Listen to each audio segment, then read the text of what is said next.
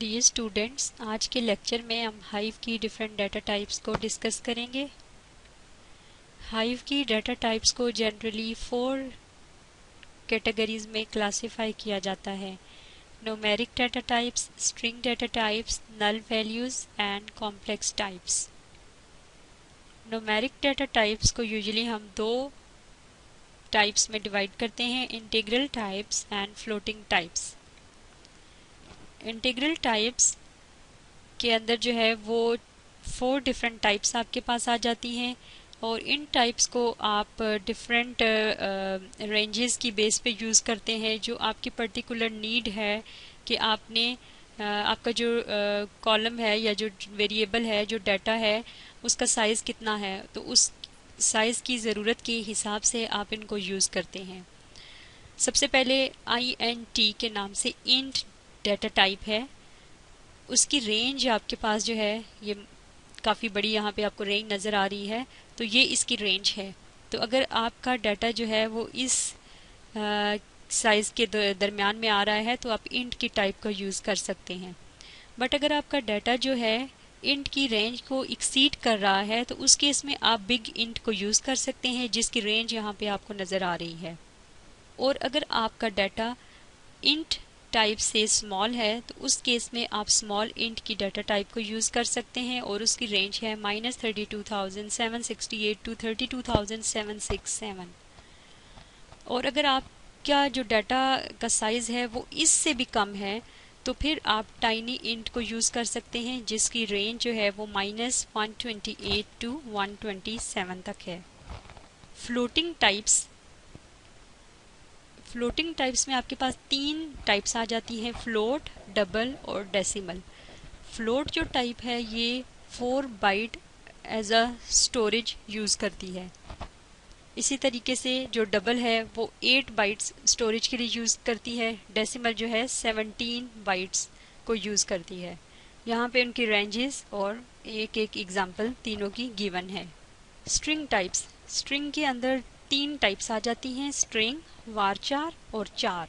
यहाँ पे नीचे अगर आप टेबल में देखें तो आपको तीनों टाइप्स की डिस्क्रिप्शन के साथ एग्जांपल भी दिखाई गई है। बेसिकली स्ट्रिंग होती क्या है? It's just a sequence of characters.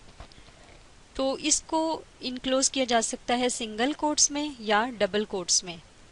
ये आगे एग्जांपल दी गई है। डबल कोट्स में भी आप इसको लिख सकते हैं और सिंगल कोट्स में भी, और इसकी लेंथ आप जितनी मर्जी रख लें।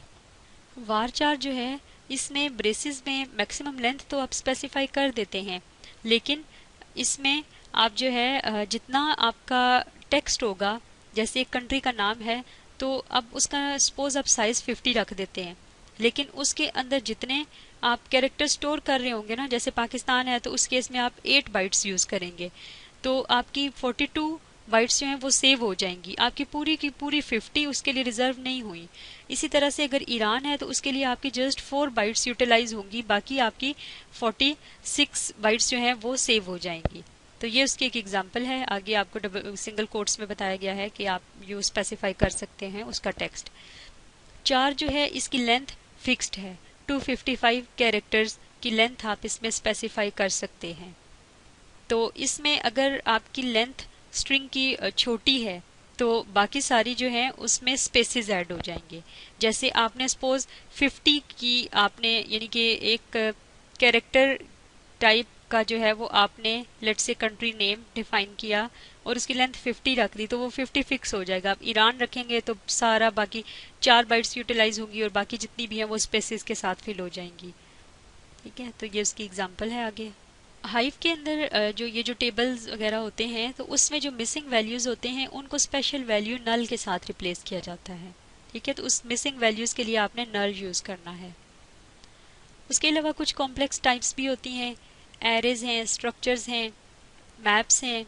तो बेसिक जो है वो एरेज और स्ट्रक्चर्स हैं। एरेज जो हैं ये आप उसी तरीके से यूज़ करेंगे जैसे जावा में यूज़ होते हैं, और इसका सिंटैक्स है कि एरे का कीवर्ड आप यूज़ करेंगे।